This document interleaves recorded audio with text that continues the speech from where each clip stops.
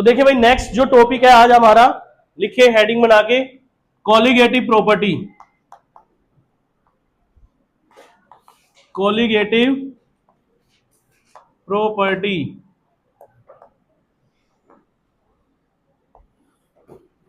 तो फर्स्ट लिखे colligative property होती क्या है। लिखे those property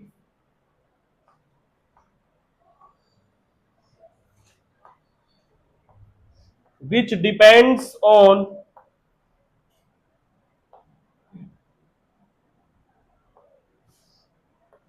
number of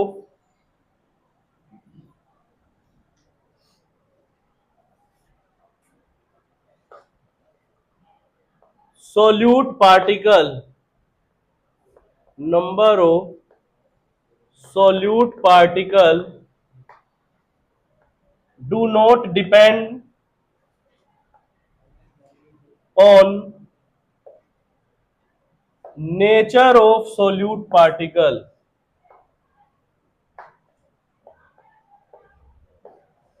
nature of solute particle, कि वो प्रॉपर्टी जो डिपेंड करती है सोल्यूट के पार्टिकल पे डिपेंड करती है, उनके नेचर पे डिपेंड नहीं करती। तो ऐसी प्रॉपर्टीज को क्या बोलते हैं, कोलिगेटिव प्रॉपर्टी।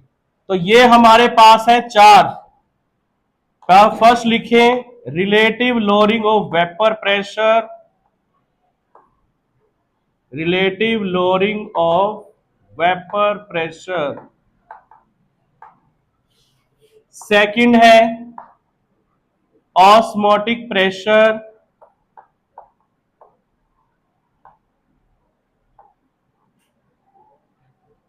थर्ड है एलिवेशन ऑफ बॉइलिंग पॉइंट,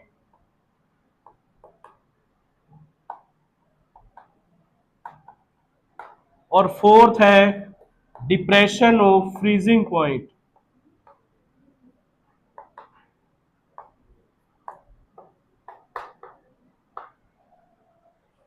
तो जी ये चार कोलिगेटिव प्रॉपर्टी हमारे पास है जिनको हमें स्टडी करना है। नोट कर लें ये सभी। Elevation of boiling point, depression of freezing point, relative lowering of vapour pressure and osmotic pressure. Clear. First property हम कर रहे हैं relative lowering of vapour pressure, relative lowering of vapour pressure. ये मैंने आपको बताया था कब, राउल्ट्स लॉ जब हमने किया था, आपको ध्यान हो, for non volatile solute, non volatile solute in volatile liquid, in volatile liquid. हाँ जी, ध्यान है ये आप सभी को। हमने क्या बोला था कि अगर आपके पास ये कोई वोलाटाइल लिक्विड है और इस वोलाटाइल लिक्विड का प्योर वेपर प्रेशर जो है वो आता है पी नोट, और आप इसके अंदर कोई नॉन वोलाटाइल सोल्यूट ऐड कर रहे हो, नॉन वोलाटाइल सोल्यूट, तो जब ये सॉल्यूशन बन जाएगा तो उस टाइम जो वेपर प्रेशर आएगा वो पीएस आएगा। और हमने पढ़ा था कि नॉन वोलाटाइल सोल्यूट ऐड करने से जो लिक्विड का वेपर प्रेशर होता है वो डिक्रीज हो जाता है, क्योंकि नॉन वोलाटाइल सोल्यूट के पार्टिकल वोलाटाइल लिक्विड के ऊपर आते हैं और जिसकी वजह से वोलाटाइल लिक्विड को वेपर में जाने से रोकते हैं, जिससे वेपर प्रेशर कम आता है और वेपर प्रेशर डिक्रीज हो जाता है। तो हम क्या बोलते हैं कि जो सॉल्यूशन का वेपर प्रेशर है वो पी नोट के वेपर प्रेशर से कम होगा। क्या होगा? कम।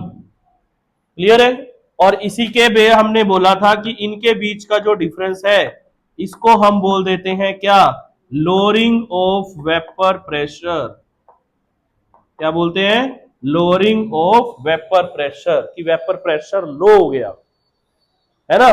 और इसी से हमने फिर एक रिलेशन ड्रॉ किया था, क्या, कि अगर इस P naught minus P S को हम पी नोट से डिवाइड कर देते हैं, फॉर्मूला आया था ना हमारा, कैसे, हमने बोला था कि वेपर प्रेशर ऑफ सॉल्यूशन किसके इक्वल होगा, उसका राउल्ट्स लॉ के इक्वेशन के अकॉर्डिंग, ध्यान है, ऐसे किया था ना हमने कि वेपर प्रेशर ऑफ सॉल्यूशन किसके इक्वल, कि इसका जो वेपर प्रेशर प्योर स्टेट में है मल्टीप्लाई में उसके मोल फ्रैक्शन, यही बोला था ना सोलवेंट के, हाँ जी, यही बोला था।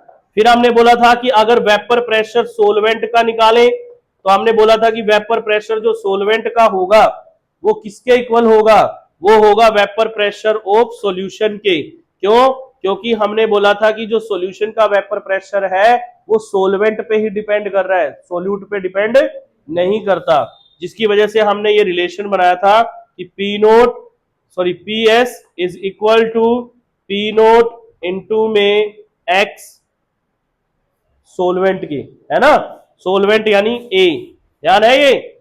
फिर हमने बोला था कि इसको इसके डिवाइड में अगर ले आए तो P S by P naught is equal to X A के इक्वल बोल दिया था, है ना। और आपने बोला था अगर इसको वन में से माइनस कर दें तो बोथ साइड सब्ट्रैक्ट कर दे वन में से, तो ये इस तरह से one minus of X A, ये बन जाएगा P naught minus P S by P naught which is equal to one minus of X A को हम क्या बोल सकते हैं, एक्स बी बोल सकते हैं, यानी ये किसके equal, mole fraction of solute, ध्यान है ना, क्लियर है सभी को। तो वही इस इक्वेशन है, तो हम क्या बोलेंगे कि ये जो वैल्यू होगी इसको हम बोलेंगे क्या, relative relative lowering of vapour pressure, relative lowering of vapour pressure, यही आपकी इक्वेशन है ये वाली, और यही डिपेंड करती है किस पे, मोल फ्रैक्शन ऑफ सोल्यूट पे, किस पे, मोल फ्रैक्शन ऑफ सोल्यूट पे, उसको x2 बोल दो या xb बोल दो, दोनों सेम ही है। देन हमने बोला था कि इस x2 को हम क्या लिख सकते हैं, n2 divided by n1 plus n2, बोला था ना ये, बोला था ये। उसके बाद फिर हमने बोला था कि इसको हम ऐसे भी लिख सकते हैं क्या, P naught minus P S by P naught is equal to W two by M two divided by W one by M one plus W two by M two, हाँ जी, क्लियर है सबको। फिर हम बोलते हैं कि N1 क्या होता है, N2 से ग्रेटर होता है, बोला था ना कि N1 is greater than N2, तो N2 को क्या कर दे, नेग्लेक्ट कर दे, क्या कर दे, नेग्लेक्ट, तो इसको नेग्लेक्ट करने पर P naught minus P S by P naught which is equal to W two by M two into में M one by W one, तो ये आपका फाइनल फॉर्मूला बन जाता है इसके अंदर।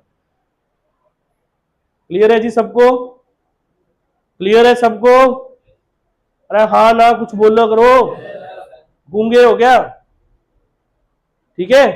तो इस तरह से हमारी फर्स्ट कोलिगेटिव प्रॉपर्टी कंप्लीट होती है, तो नोट कर ले ये relative lowering of vapour pressure, ये पूरा कंप्लीट नोट कर ले। अगर ये समझ में आ गया है, पहले नोट किया हुआ है, तो डायरेक्ट ये लिख के उसके बाद ये वाला लिख के और ये फॉर्मूला डायरेक्ट लिख सकते हो आप, अगर आपको समझ में आ गया है, क्योंकि पहले भी मैंने ये करवाया हुआ है।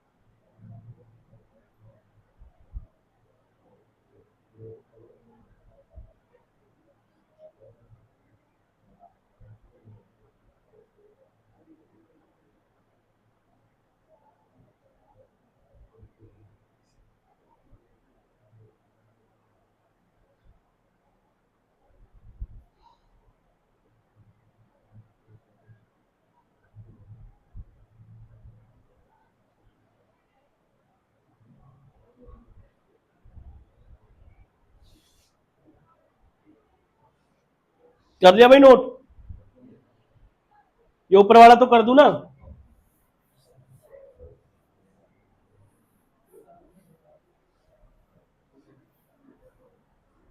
और ये इधर वाला?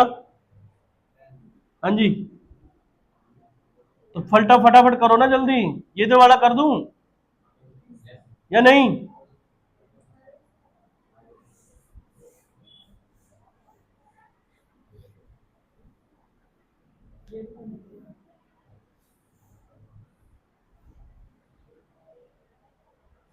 ये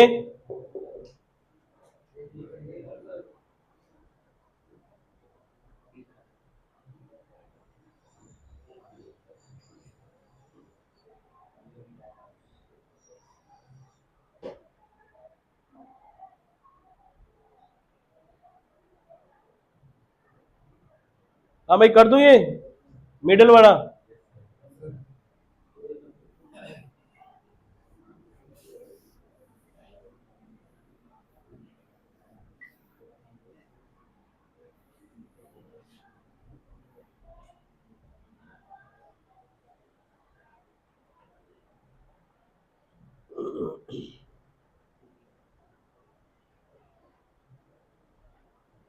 कर दे?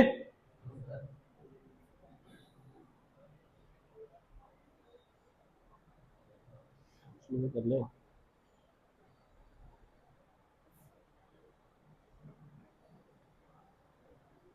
कर दे भाई? यस।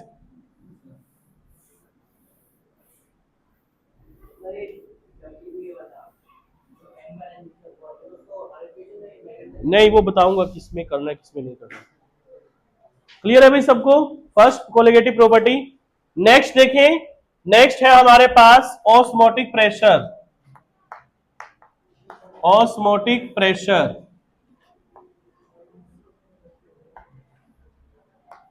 समझे भाई ऑस्मोटिक प्रेशर होता क्या है?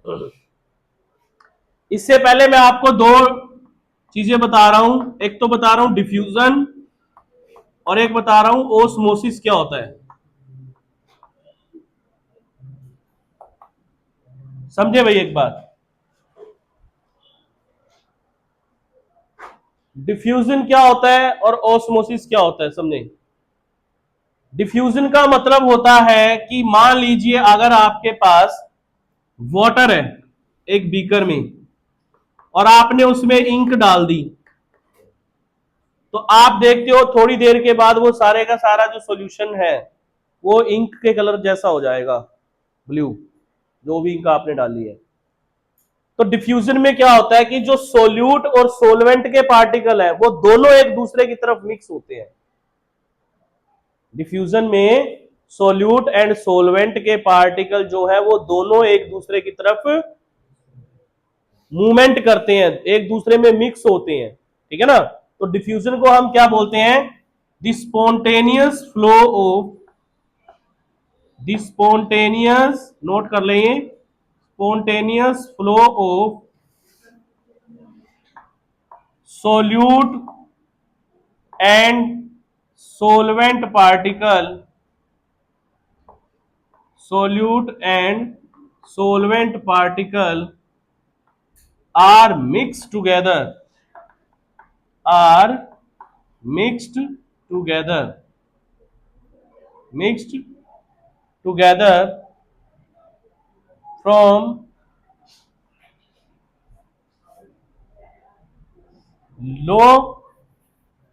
low concentration to high concentration, low concentration to high concentration, ठीक है? कि लो से हाई कंसंट्रेशन की तरफ क्या होते हैं, सोल्यूट और सोलवेंट दोनों के पार्टिकल जो है वो आपस में मिक्स होंगे। 21 21। और ओस्मोसिस में क्या होता है? ओस्मोसिस में there is only flow of solvent particle, solvent particle through through semi permeable membrane, through semi permeable membrane from high concentration to low concentration, high concentration to low concentration. Osmosis के अंदर सिर्फ और सिर्फ solvent के particle flow करेंगे, और किसमें से फ्लो करेंगे? सेमी परमिएबल मेम्ब्रेन में से। और ये जो सेमी परमिएबल मेम्ब्रेन होगी, इसमें से जब सोलवेंट के पार्टिकल मूवमेंट करेंगे तो वो हाई कंसंट्रेशन से लो कंसंट्रेशन की तरफ जाएंगे। क्लियर है जी? ये होता है ओस्मोसिस में। दोनों में डिफरेंस भी पता चल रहा होगा क्या? इसमें सोल्यूट और सोलवेंट के पार्टिकल दोनों मिक्स होते हैं, ओस्मोसिस में सिर्फ सोलवेंट के पार्टिकल मूवमेंट करते हैं। इसमें कोई सेमी परमिएबल मेम्ब्रेन की बात नहीं है, उसमें क्या है? सेमी परमिएबल मेम्ब्रेन है। इसके अंदर कंसंट्रेशन लो से हाई की तरफ जाते हैं, वहां पर हाई से लो की तरफ जाते हैं। दूसरी बात, सेमी परमिएबल मेम्ब्रेन क्या होती है? सेमी परमिएबल मेम्ब्रेन का मतलब होता है एक आउटर सरफेस एरिया। जैसे फॉर एग्जांपल ये जो सेमी परमिएबल मेम्ब्रेन जो बनती है, जैसे हमारी बॉडी पे भी एक सेमी परमिएबल मेम्ब्रेन है। ये जो छोटे छोटे हमें दिखते हैं ना, ये होते हैं ना हमारी बॉडी पे। इनमें जब हम कोई हार्ड वर्क करते हैं, जिम करते हैं, रनिंग करते हैं, तो पसीना आने लग जाता है ड्रॉप वाइज, बाहर से दिखते हैं ना। तो ये भी क्या है? सेमी परमिएबल मेम्ब्रेन है। ऐसे ही सेमी परमिएबल मेम्ब्रेन जो होती है, ये किससे बनती है? ये नेचुरल भी मिलती है और आर्टिफिशियल भी बनती है। नेचुरल किससे मिलती है? ये मिलती है प्लांट से, ठीक है। दूसरा एनिमल से।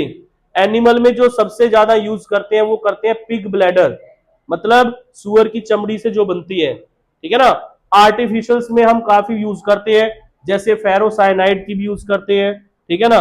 और दूसरा हम जो आपका परचेंट पेपर वगैरह है वो भी यूज करते हैं। ये सारे की सारी क्या होती है? आर्टिफिशियल जो मैनमेड होती है। क्लियर है सबको? उसके बाद हम बात करते हैं कि ये जो ओस्मोसिस है, ये आगे दो तरह का होता है। Osmosis are of two type. कौन कौन सा? एक तो होता है एंड ओस्मोसिस, एंड ओस्मोसिस, और एक होता है एक्स ओस्मोसिस। ये जो ओस्मोसिस है ये दो टाइप का है, एंड ओस्मोसिस और एक्स ओस्मोसिस।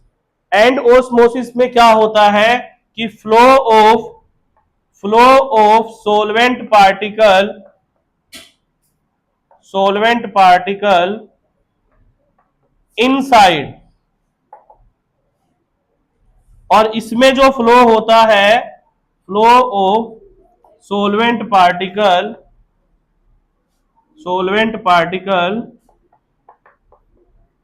To outside. जैसे फॉर एग्जांपल मैं आपको बोलता हूं कि आपके पास, मान लीजिए ये तो है वाटर, सिंपल वाटर, और ये है आपके पास वाटर, कौन सा? नमक वाला वाटर, NaCl है इस वाटर के अंदर। ये है सैलिन वाटर, ये है नॉर्मल वाटर। आपने दोनों के अंदर ग्रेप्स डाल दिए। क्या ऐड कर दिया? ग्रेप्स, ठीक है जी। जो नॉर्मल वाटर में ग्रेप्स डालोगे, अंगूर ग्रेप्स नहीं पता क्या हुआ, चलो कोई बात नहीं, अंगूर डाल दिए दोनों में, ठीक है। तो जो क्या आपके ग्रेप्स होंगे, अंगूर होंगे, वो नॉर्मल वाटर में तो स्वेल हो जाएंगे, मतलब फूल जाएंगे। या रेजिन्स वगैरह डाल दो, किशमिश वगैरह डाल दो नॉर्मल वाटर में, तो उसमें क्या हो जाती है? वो फूल जाती है। क्यों? क्योंकि जो वाटर है वो उसके इनसाइड चला जाता है, ग्रेप्स के कहां चला जाता है? इनसाइड। तो वो तो कौन सा प्रोसेस है? And osmosis. लेकिन अगर आप ग्रेप्स को किसी नमक वाले पानी में डालते हो तो आप देखते हो जो आपके ग्रेप्स हैं वो सिकुड़ जाएंगे, श्रिंक हो जाएंगे। या किशमिश है वो भी क्या हो जाएगी? श्रिंक हो जाएगी। क्यों? क्योंकि जो सॉल्ट है उसने क्या किया? उसमें से पानी को क्या कर लिया? आउटसाइड निकाल लिया, बाहर की तरफ निकाल लिया, तो वो श्रिंक हो जाते हैं। क्या हो जाते हैं? श्रिंक। यहां पे क्या होंगे? श्रिंक, और यहां पे क्या होंगे, स्वेल। क्या होंगे, स्वेल। आ रही है बात समझ में क्या बोल रहा हूं मैं या नहीं? तो ये होता है आपका एंड ओस्मोसिस और एक्स ओस्मोसिस। क्लियर है जी बात? ऐसे ही हम क्या बोलते हैं, इसी के बेस पे हमारे पास दो सॉल्यूशन होते हैं। क्या? एक होते हैं हाइपोटोनिक। क्या होते हैं? हाइपोटोनिक। और एक होते हैं हाइपरटोनिक। क्या होते हैं? हाइपरटोनिक। जो आपके एंड ओस्मोसिस होते हैं ये तो होते हैं हाइपोटोनिक। मतलब कैसे? हाइपरटोनिक का मैं यहां पे बता रहा हूं। हाइपोटोनिक में क्या होगा, हाइपोटोनिक के अंदर जो आपकी कंसंट्रेशन है सोडियम क्लोराइड की, अगर 0.9% से कम होगी, जो कंसंट्रेशन है सोडियम क्लोराइड की वो 0.9 से क्या होगी, कम होगी। ठीक है ना? या लेस, या ऐसे लिख लो, concentration of sodium chloride less then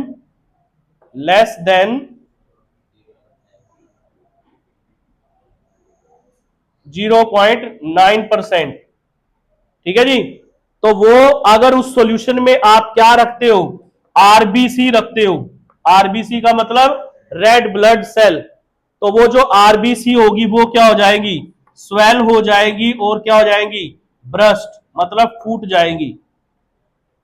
ठीक है?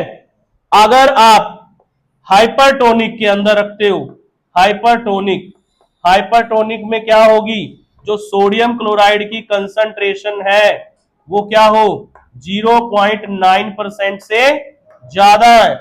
तो जो आपकी आरबीसी है वो क्या होगी, श्रिंक हो जाएगी। क्या हो जाएगी, श्रिंक हो जाएगी। बात आई समझ में सबको? ये है hypotonic, that is a hypertonic. Hypotonic that is a endosmosis, and hypertonic is a exosmosis. Clear है सबको, या कोई डाउट? नोट कर लेंगे, इंपॉर्टेंट पॉइंट है ये सारे जो मैं बता रहा हूं, फटाफट से नोट करेंगे।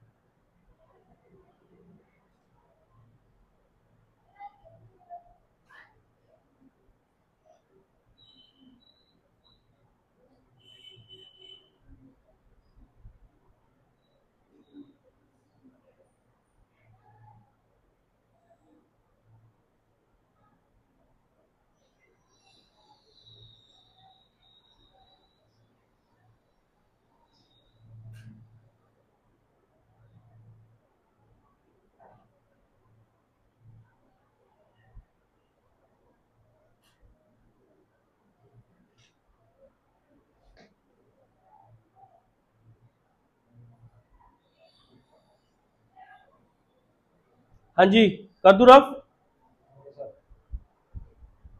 कर दू भाई।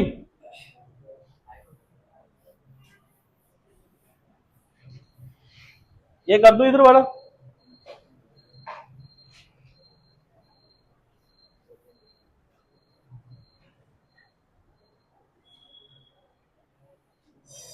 ये कर दू,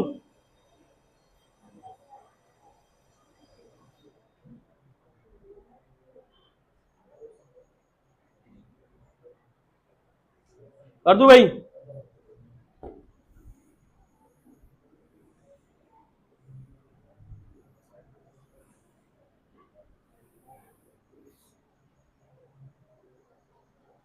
अब देखें हमारा जो नेक्स्ट टॉपिक है वो है हमारा ऑस्मोटिक प्रेशर क्या है जी।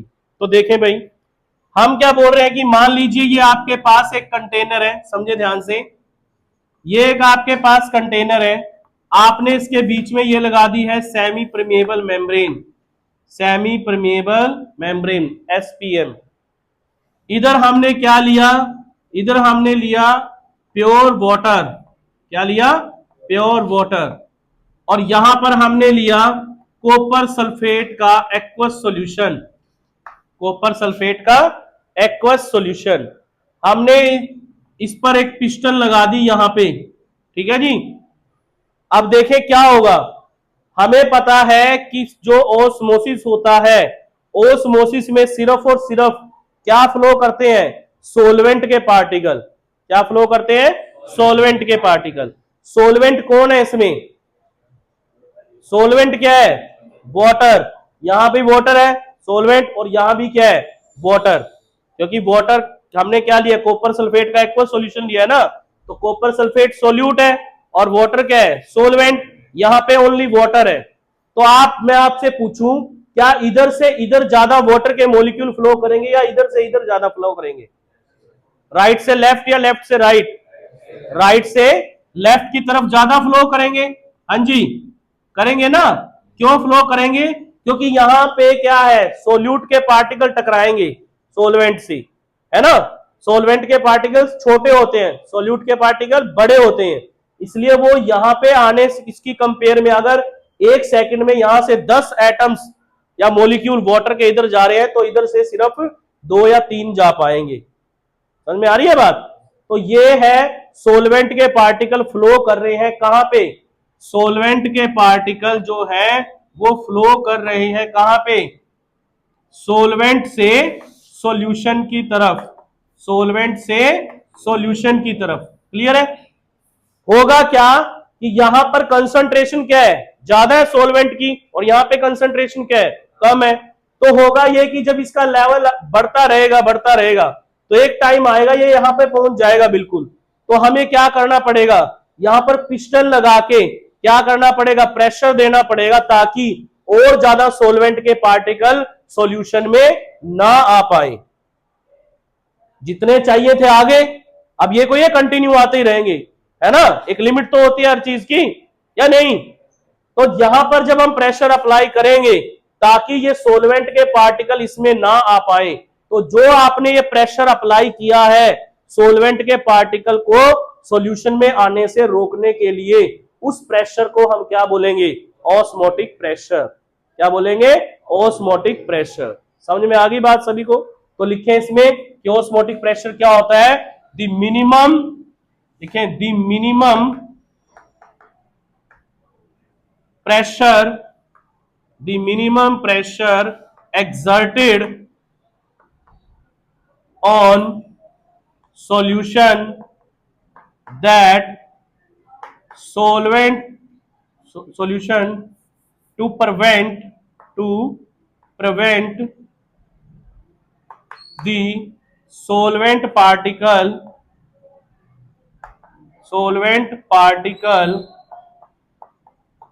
enter into the solution, कि सोलवेंट के पार्टिकल को सॉल्यूशन में एंट्री करने से रोकने के लिए जो मिनिमम प्रेशर हम लगा रहे हैं, किस पर लगा रहे हैं, सॉल्यूशन पे लगा रहे हैं, ताकि सोलवेंट के पार्टिकल सॉल्यूशन में ना आ पाए, उस प्रेशर को क्या बोलते हैं, ऑस्मोटिक प्रेशर। क्या बोलते हैं, ऑस्मोटिक प्रेशर। क्लियर है सभी को। ये ऑस्मोटिक प्रेशर जो होता है इसको रिप्रेजेंट करते हैं पाई से। किससे रिप्रेजेंट करते हैं, पाई से। ये ऑस्मोटिक प्रेशर पहले डायरेक्टली प्रोपोर्शनल होता है कंसंट्रेशन की, और देन ये डायरेक्टली प्रोपोर्शनल होता है टेम्परेचर की। दोनों इक्वेशन को कंबाइन करें from equation 1 and 2, from equation 1 and 2, तो जो पाई है ये डायरेक्टली प्रोपोर्शनल है C इंटू टी के, और यहां से डायरेक्टली प्रोपोर्शनल हटाएंगे तो एक कांस्टेंट लगेगा R, और R को हम क्या बोलेंगे, गैस कांस्टेंट। क्या बोलेंगे, गैस कांस्टेंट। और ये आपका formula pi is equal to CRT। Clear है जी। C होती है कंसंट्रेशन, कंसंट्रेशन का फॉर्मूला होता है नंबर ऑफ मोल बाय में वॉल्यूम। तो ये हम यहां पुट करेंगे तो pi is equal to N by V R T. ये v डिवाइड में उधर जाके क्या हो जाएगा, मल्टीप्लाई में pi v is equal to N R T. Clear है सबको? एन होते हैं number of mole of solute, number of mole of solute, क्योंकि कोलिगेटिव प्रॉपर्टी किस पे डिपेंड करती है, सोल्यूट के पार्टिकल पे तो डिपेंड करती है। तो यहां पर सोल्यूट के पार्टिकल की वैल्यू अगर पुट करेंगे मोल की, तो वो क्या होगी, amount given by molar mass. यही तो होता है इनका फॉर्मूला नंबर ऑफ मोल का। तो ये अगर हम यहां पुट कर दें तो pi V is equal to W2 by M2 into में आर टी। तो ये बन जाता है हमारा फाइनल फॉर्मूला ऑस्मोटिक प्रेशर का। क्लियर है भाई सबको? कोई डाउट यहां तक? यस।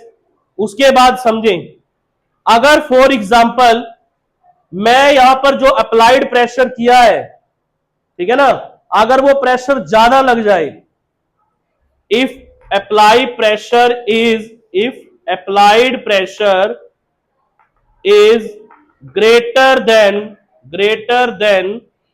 osmotic pressure, अगर जो प्रेशर अप्लाई किया है वो ओस्मोटिक प्रेशर से क्या हो जाए, ज्यादा, तो क्या होगा, तो सोलवेंट के पार्टिकल उल्टा किस में आने लग जाएंगे, सोलवेंट में आने लग जाएंगे, सॉल्यूशन से सोलवेंट की तरफ आने लग जाएंगे ना। तो उसको हम क्या बोलते हैं, it is called reverse osmosis, it is called reverse osmosis. तो क्या होने लग जाएगा, रिवर्स ओस्मोसिस हो जाएगा। और यही रिवर्स ओस्मोसिस हम घरों में देखते हैं, आरओ लगाया होता है ना, आरओ घरों में है ना, आरओ क्या होता है, रिवर्स ओस्मोसिस ही तो होता है। जो पानी की टंकी, क्या बता रहा है इसको, हमको भी बता दे यार, नहीं बता दे, पूछ रहा बता रहा है? किसके, बता क्या पूछ रहा है, बोल। पहले बेंच पे बैठा है, खींच के मारूंगा ना रैप्टा। हाँ तो फिर मेरे से पूछ ले भाई, मेरे से पूछेगा तो चार बच्चे और भी समझ में आएगी वो बात। यहाँ तो इसके साथ लगा पड़ा है, मेरे को तो यही लगेगा ना कि भाई ये डिस्टर्ब कर रहे हैं बिना बात। बोल क्या पूछना है। सोल्यूट तो जा ही नहीं सकता सेमी परमेबल मेम्ब्रेन में से, क्रॉस ही नहीं होगा, क्योंकि उसका साइज बड़ा होता है ना। सेमी परमेबल में से हमेशा सोलवेंट के पार्टिकल ही मूव करेंगे, सोल्यूट नहीं मूव करेगा, ठीक है। तो इसको क्या बोलते हैं, रिवर्स ओस्मोसिस। आपके घरों में पानी की टंकी है, टंकी में जो पानी आ रहा है वो सोल्यूशन है टोटल, और हमें क्या चाहिए, प्योर वाटर चाहिए। तो वो पानी आता है किसमें, आरओ में। आरओ में इलेक्ट्रिसिटी ली हुई है, इलेक्ट्रिसिटी बटन दबाते हैं, वहां से प्रेशर रिलीज होता है। तो जो पानी टंकी का आया है उसमें से सिर्फ प्रेशर लगा के कौन से पार्टिकल निकलते हैं, सोलवेंट के पार्टिकल। देखते हो ना, आरओ एकदम से तो कोई भरता है, देखते हो ना आप, आरओ एकदम से नहीं भरता। आपने इलेक्ट्रिसिटी चला तो वो ड्रॉप वाइज उसमें से गिरता है ना, तो वो वही सिस्टम होता है। और जब कम क्या बोलते हैं कि आरओ की सर्विस करवानी चाहिए, क्यों, क्योंकि जो सोल्यूट पार्टिकल है वो बीच में उसके जो सेमी परमेबल मेम्ब्रेन के अंदर वो फंस जाते हैं, देखते हैं ना कई बार। तो जब उसको खोलते हैं तो बहुत गंदगी निकलती है उसमें से, निकलती है ना, क्यों, क्योंकि सोल्यूट के पार्टिकल आके वहां पे रुक जाते हैं, ठीक है ना। तो यही काम है आरओ का। RO is a reverse osmosis. Reverse osmosis का काम ही यही है, वाटर को क्लीन करना। दूसरा, जो आप डिस्टिलेशन ऑफ सी वाटर, जो समुद्र का पानी होता है उसको डिस्टिलाइज करने के लिए भी काम आता है रिवर्स ओस्मोसिस। वहां से नमक अलग हो जाता है और पानी अलग हो जाता है ना। तो वो आपका क्या है, रिवर्स ओस्मोसिस का ही प्रोसेस है। समझ में आई बात सभी को? क्लियर है? कोई डाउट इसमें? तो इसकी एप्लीकेशन आप लिख सकते हो कि क्या क्या एप्लीकेशन है इसकी। तो एप्लीकेशन में फर्स्ट आप लिखोगे टू डिस्टिलाइज वाटर, डिस्टिलाइज्ड वाटर, ठीक है ना, कि वाटर को डिस्टिलाइज करने में काम आता है, ठीक है ना, रिवर्स ओस्मोसिस। और दूसरा हम क्या बोलते हैं कि ये जो रिवर्स ओस्मोसिस है, आपका एक चीज और ध्यान रखना, एक ये लिख लेना, आइसोटोनिक सॉल्यूशन क्या होते हैं, आइसोटोनिक सॉल्यूशन, ये बड़ा इंपॉर्टेंट है। इसमें लिख लेंगे दो सॉल्यूशन which have same